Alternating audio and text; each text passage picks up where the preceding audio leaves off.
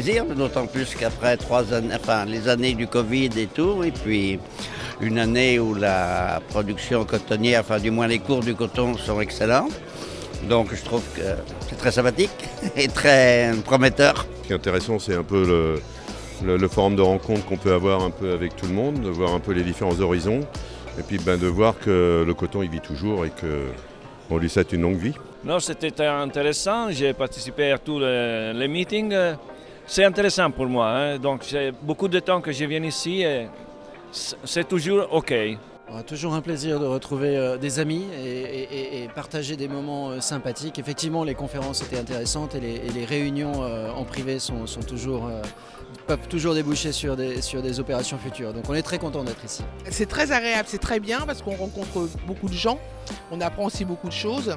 Non, c'est un bel événement. Ça à découvrir, donc une belle innovation pour nous. Non, elle était bien, elle était super complète, on a eu beaucoup de monde, je trouve beaucoup plus que l'année dernière, c'était hyper intéressant.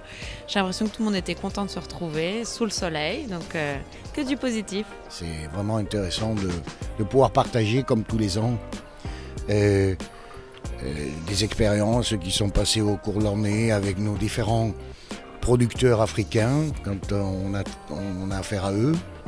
Également rencontrer des gens qui gravitent autour des commodities et du coton en général. Une réussite, un grand plaisir comme chaque année de retrouver nos amis africains principalement. Et vraiment très heureux d'être là. Et j'ai fait de nombreux AFCOT, mais c'est toujours un plaisir. Alors les conférences étaient très intéressantes. J'ai envie de dire que l'année dernière c'était les retrouvailles. Cette année, c'est retour au back to work.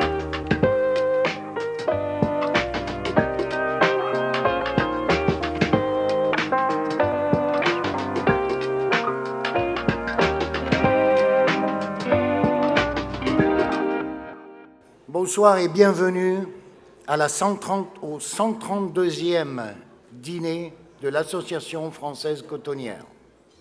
Nous sommes heureux et honorés de votre présence ce soir.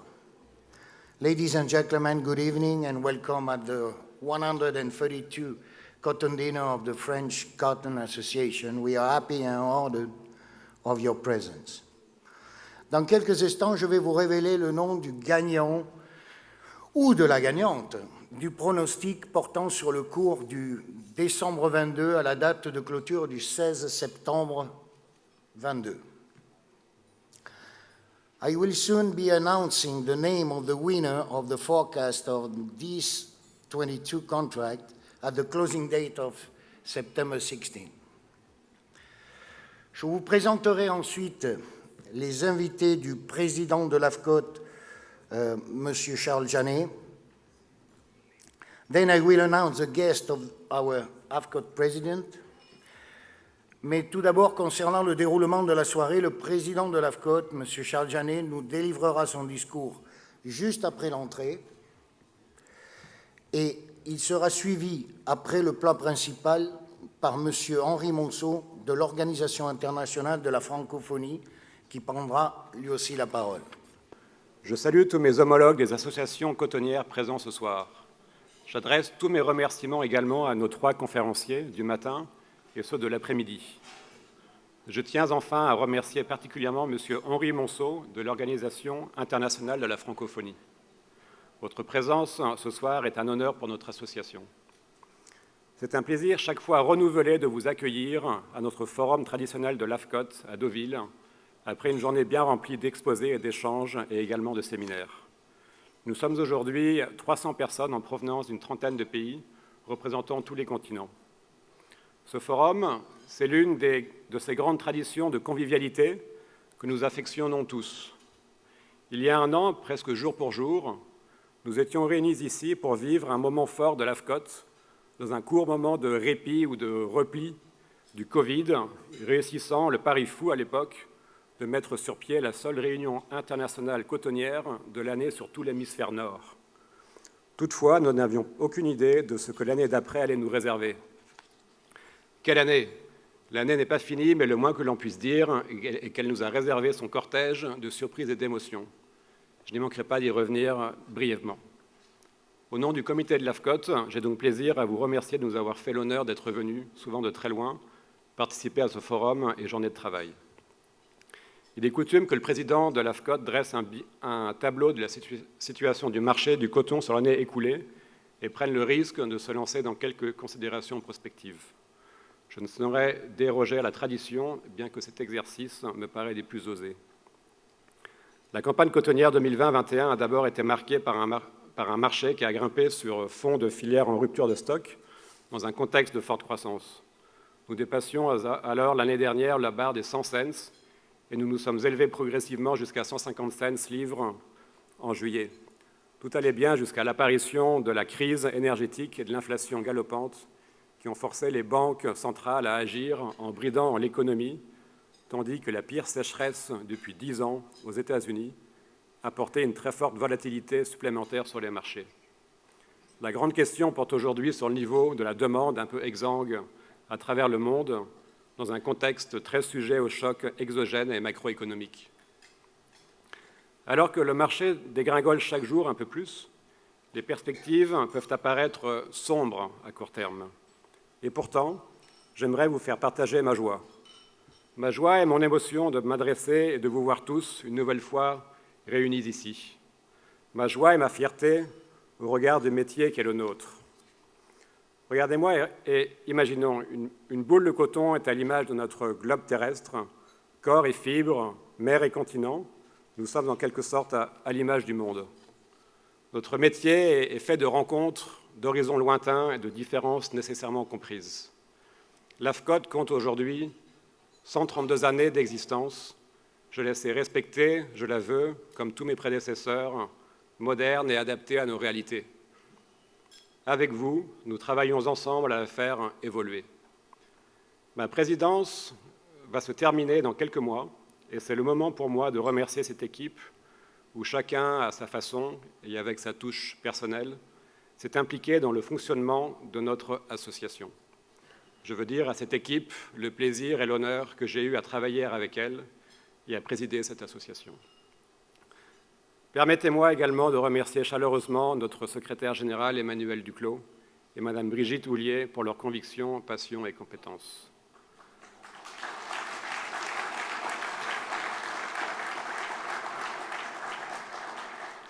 Je vous remercie très sincèrement de votre attention et vous donne dès à présent rendez-vous à Monte-Carlo les mardis 4 et mercredi 5 octobre 2023. Vous y serez accueillis normalement par notre nouveau président, Laurent Père, à qui je souhaite mes meilleurs vœux de succès. Encore un grand merci à vous. Messieurs les présidents, j'ai compris que vous étiez nombreux dans la salle à être des présidents et que c'était surtout des hommes, mais messieurs les présidents, mesdames et messieurs, en vos titres, grades et nombreuses qualités, merci beaucoup pour cette invitation. Merci d'avoir pensé à la francophonie pour venir à un moment stratégique, celui où vous dînez, vous entretenir.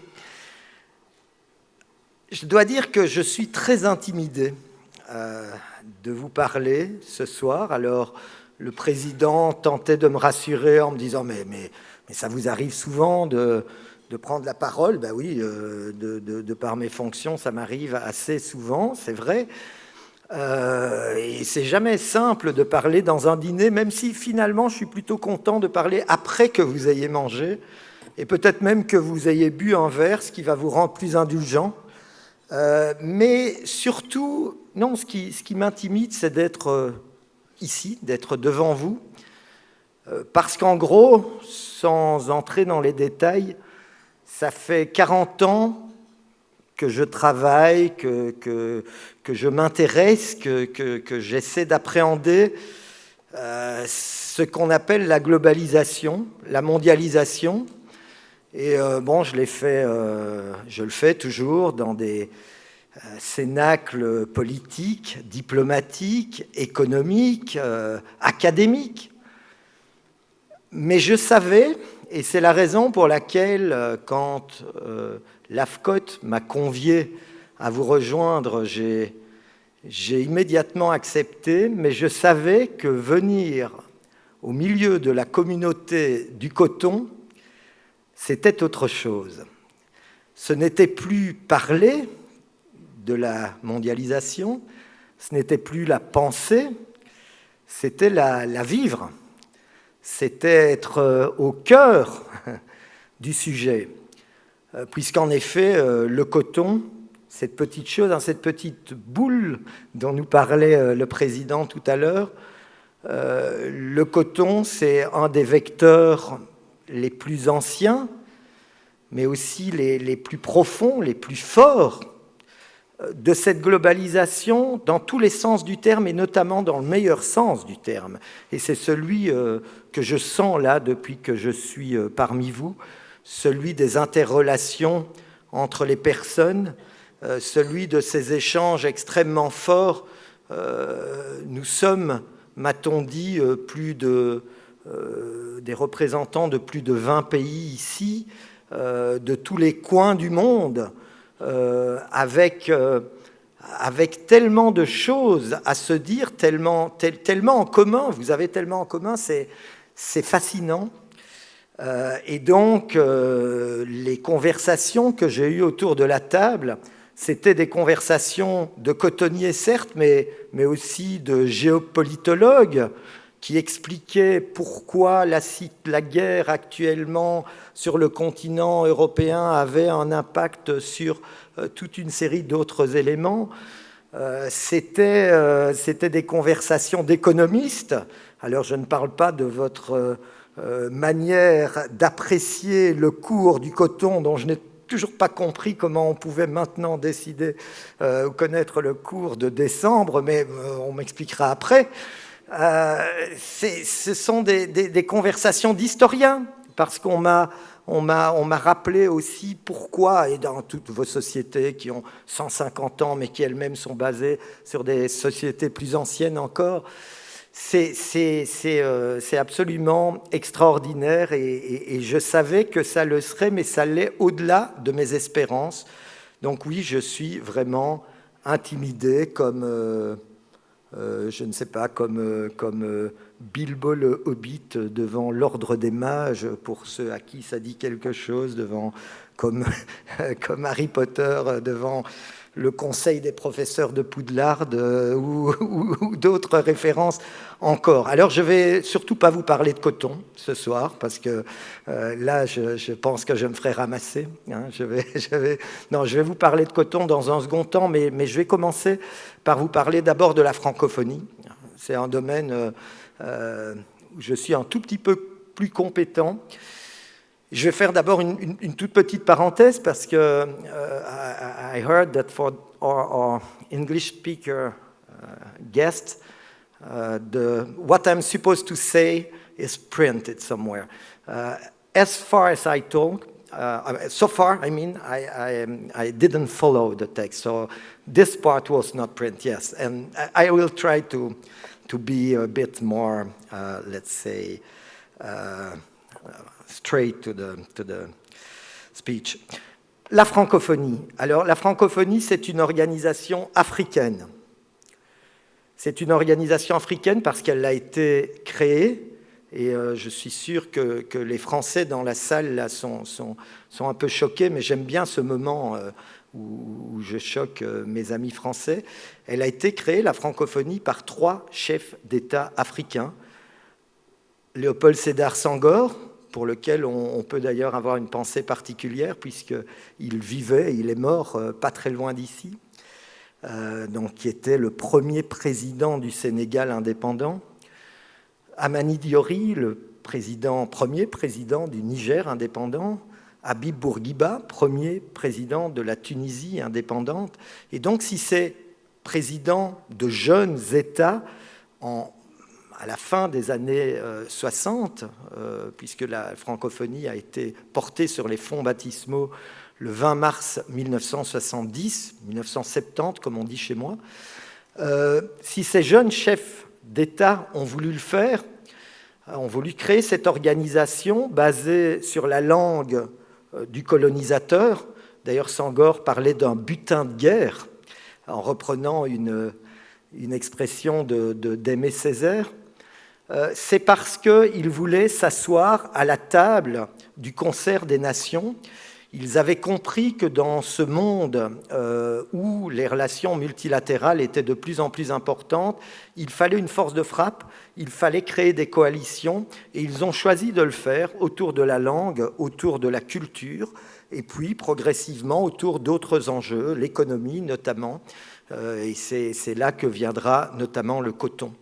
Et donc oui, la francophonie, c'est aujourd'hui 54 États et gouvernements membres de plein droit, dont 31 africains. 2 tiers des locuteurs francophones, des 3 à 400 millions, les chiffres varient, de locuteurs francophones sont en Afrique. C'est pour ça que je dis que c'est une organisation africaine et qu'il était donc normal que dans nos préoccupations, nous essayions d'assurer le flux des échanges sur toute une série d'enjeux, le flux des échanges entre pays du Nord et pays du Sud, pays de l'Est et de l'Ouest aussi, puisque nous sommes présents, bien sûr, en Asie, en Amérique du Nord, dans la Caraïbe et même en Amérique latine. L'ensemble des pays, c'est 88 États et gouvernements membres, si j'ajoute les pays associés et également les pays observateurs. Donc, oui, énormément de pays producteurs et consommateurs de coton dans cet ensemble, des pays plus ou moins bien intégrés aux chaînes de valeur internationales du secteur cotonnier. Et c'est pour cela que le coton est naturellement, dès lors que Abdou Diouf, ancien président du Sénégal, ancien secrétaire général de la francophonie pendant 3 mandats, qui lui aussi est fréquemment dans ses murs, il descend souvent dans cet hôtel, puisqu'il réside désormais en France, quand Abdou Diouf, au terme de 10 années de combat, a réussi à convaincre ses pairs chefs d'État et de gouvernement de la francophonie de s'intéresser à l'économie et de développer des programmes économiques, c'est logiquement vers le coton que les regards se sont tournés. C'est une source de richesse, pour autant, évidemment, que la matière première soit valorisée. C'est tout le défi, c'est tout l'enjeu pour nous. Valoriser dans des filières diversifiées de production, de transformation, de distribution, avec une répartition aussi juste que possible des bénéfices de l'emploi agricole, marchand et manufacturier. Et c'est pourquoi la capacité du coton... Pardon, c'est le problème des tablettes, elles vont trop vite. C'est pourquoi, disais-je, cette production de coton et la capacité des pays à la valoriser représente un enjeu économique, social, mais aussi culturel, aussi politique, notamment dans le débat multilatéral. Je vais y venir. Mais nous le voyons avant tout comme un espace d'opportunité. C'est pour ça que nous la travaillons, cette matière, si je puis dire, à travers 3 instruments. Le premier instrument est politique. Alors là, c'est un monde que vous connaissez aussi, mais vous savez que les discussions multilatérales au sein de l'Organisation mondiale du commerce, au sein de la Conférence des Nations unies pour le commerce et le développement, au sein de l'Organisation des Nations unies pour le développement industriel, l'ONUDI, le coton est un enjeu extrêmement important, mais aussi difficile, avec des blocages énormes, avec un rapport qui est tout à fait asymétrique entre certains très gros joueurs qui aujourd'hui continuent à subventionner de manière tout à fait déséquilibrée par rapport à beaucoup d'autres pays ce secteur, et puis oui, les pays qui sont beaucoup moins en capacité de le faire, et qui doivent trouver des solutions créatives, bien qu'une position ait été prise il y a plus de 20 ans maintenant, elle n'est toujours pas appliquée, et ce dossier du coton bute de réunions de l'Organisation mondiale du commerce en réunion. Mais nous avons un travail, nous, francophonie, étant présents notamment auprès de ces organisations, représentant nos États, nous coalisons à travers des groupes d'ambassadeurs francophones qui agissent auprès de ces organisations. Nous tentons donc vraiment de continuer à porter, de continuer à faire vivre ces enjeux. Deuxième vecteur d'action, c'est le soutien à la valorisation du coton dans nos États. Et nous avons notamment développé un programme spécifique de coopération sur le coton, qui s'appelle Dédicode, je vais y revenir. Et troisièmement, depuis quelques mois maintenant, nous avons aussi mis en place un mécanisme, un levier de mission économique et commerciale qui s'opère de façon plurilatérale, où nous amenons des entreprises de tous nos États membres dans une région. Alors on l'a fait en Asie du Sud-Est, où on a amené 150 entreprises qui venaient principalement d'Afrique, mais de toute la francophonie. Il y avait 28 pays représentés. On les a amenés au Vietnam et au Cambodge. Et on a amené à nouveau plus d'une centaine d'entrepreneurs au Gabon et au Rwanda. Et notamment là, on a des Gabonais qui ont fait affaire au Vietnam et puis les Vietnamiens qui sont revenus. Et évidemment, ça reste relativement symbolique, même si près de 1000 entreprises déjà sont concernées par ces missions économiques et commerciales. Et on pense que ça sera exponentiel. Mais au-delà du symbole, ce qui est très important, c'est de démontrer cette possibilité qu'il y a d'échanger notamment en se basant sur la même langue, d'échanger aussi souvent en s'appuyant sur le même système juridique, puisque vous savez que entre la common law et le droit continental ou droit germano-latin, il y a quand même des différences qui sont notables et qui peuvent constituer un avantage comparatif dans une série de cas. Voilà nos trois leviers. Je voudrais surtout insister peut-être encore, pour ne pas non plus vous monopoliser, sur deux aspects. Le premier, c'est la situation présente. La situation présente qui va de bouleversement en bouleversement.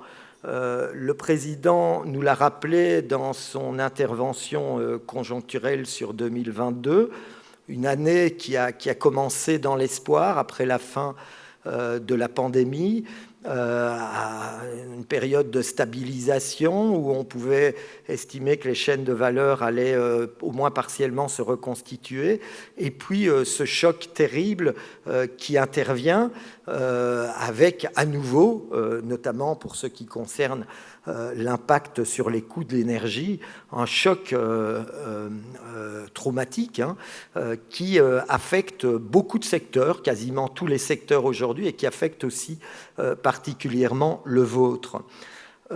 Dans cette situation où la communauté internationale n'a pas réussi, j'ai failli dire a failli, mais n'a pas réussi à s'accorder sur un certain nombre de mécanismes, sur un certain nombre de garde-fous.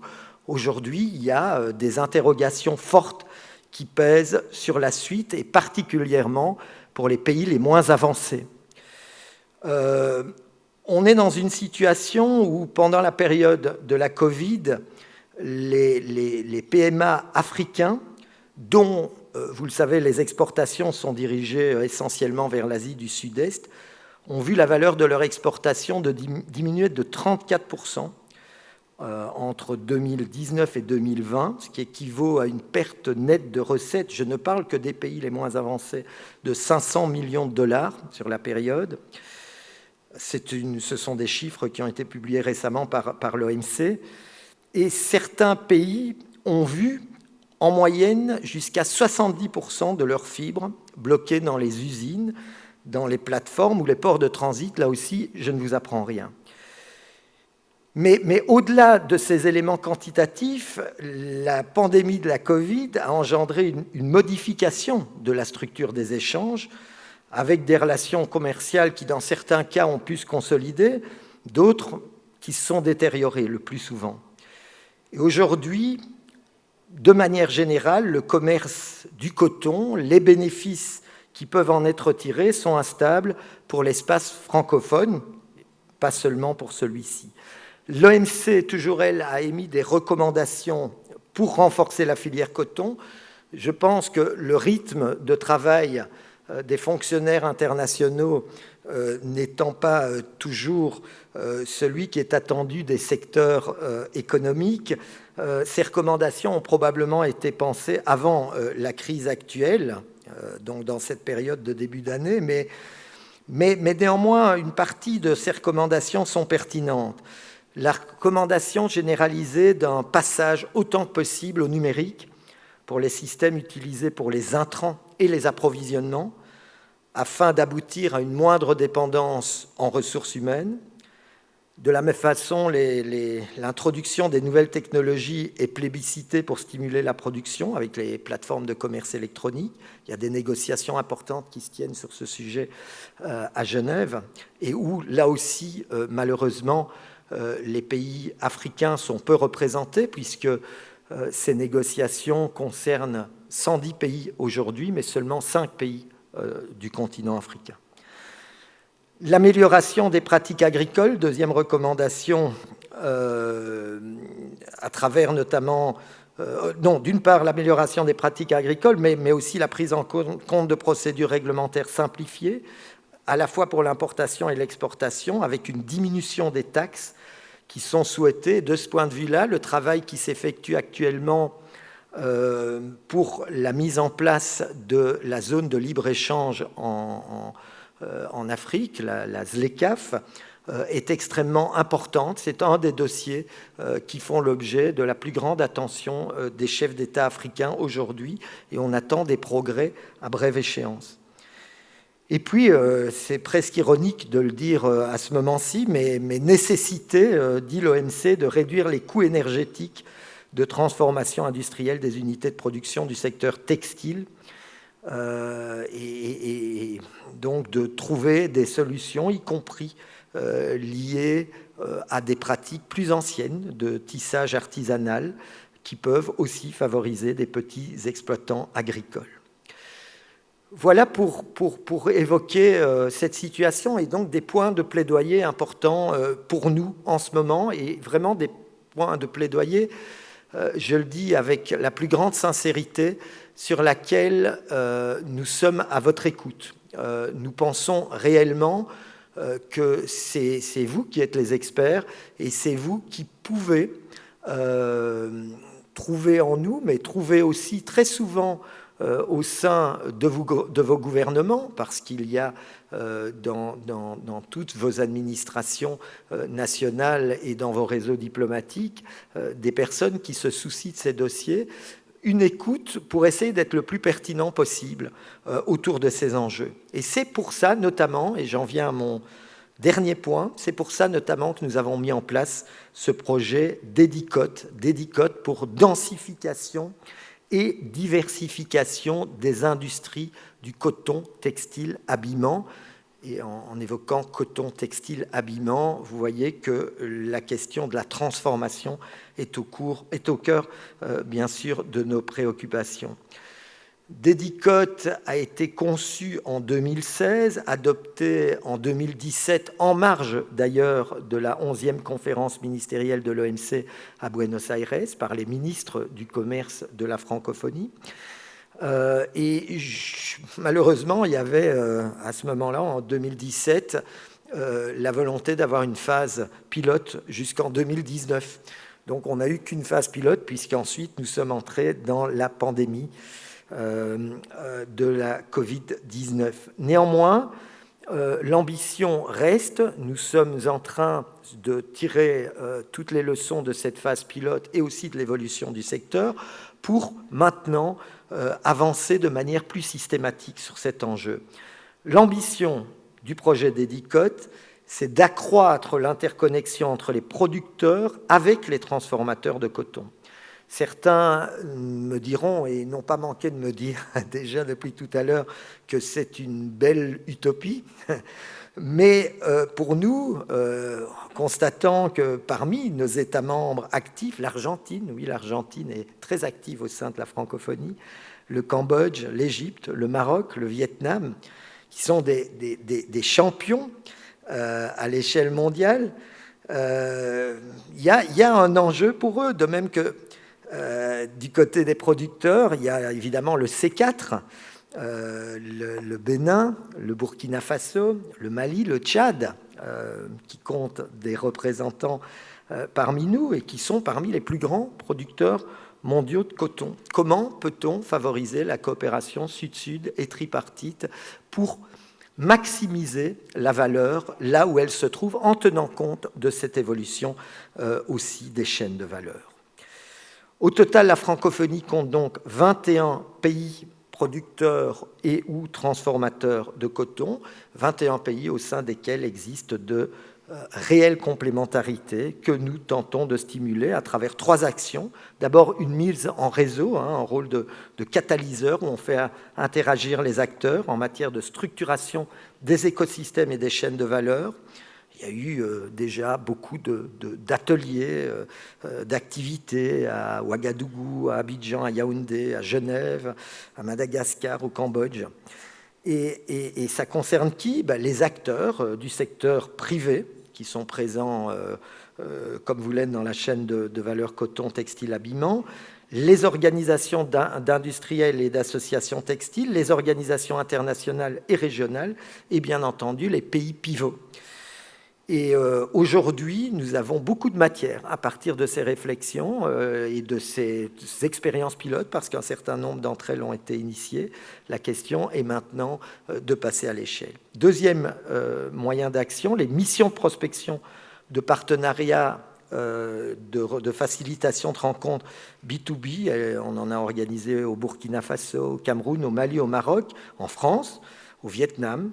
Et ces missions ont débouché sur des accords d'achat, des accords de coopération, d'approvisionnement en fil de coton. On a notamment eu un accord entre le Maroc et le Burkina Faso pour plusieurs dizaines de milliers de tonnes. Et enfin, troisièmement, un appui opérationnel et technique avec la création, par exemple, l'appui à la création de la Fédération des producteurs de coton Burkina Faso, un travail de soutien qui est fait aussi, qui est toujours très dynamique actuellement, puisque ce soutien va être renouvelé dans 3 semaines au Caire avec l'Égypte. Co-investissement qui implique le Maroc, le Cameroun, le Burkina Faso toujours. Voilà ce que, à notre modeste échelle, nous tentons de faire. Nous tentons d'être ces stimulateurs, ces catalyseurs, ces aiguillons qui peuvent aussi soutenir votre bel effort pour maintenir et développer ces chaînes extraordinaires. Nous sommes, je l'ai dit, à vos côtés, nous sommes à votre disposition, à votre service, et n'hésitez pas à vraiment nous solliciter. Il est important de réaliser cet effet de levier. On ne peut le faire qu'en agissant collectivement. Votre manière d'être ici ensemble, de vous réunir contre vents et marées, vous qui êtes le reste du temps souvent des concurrents, qui parfois êtes dans des relations qui peuvent être tendues, je l'imagine, mais qui savez, quand il le faut, dialoguer et travailler ensemble. C'est un bel exemple. C'est un bel exemple aussi pour les États francophones dont les chefs d'État et de gouvernement se réuniront dans 5 semaines à Djerba, en Tunisie, pour prendre des décisions sur l'avenir de la francophonie économique et numérique, Je travaille actuellement, Madame Duclos en sait quelque chose, je l'ai fait beaucoup souffrir, sur la note de cadrage de sommet avec un certain nombre de mes collègues. Je vous assure que l'expérience de ce soir servira à enrichir cette note. Je vous remercie beaucoup.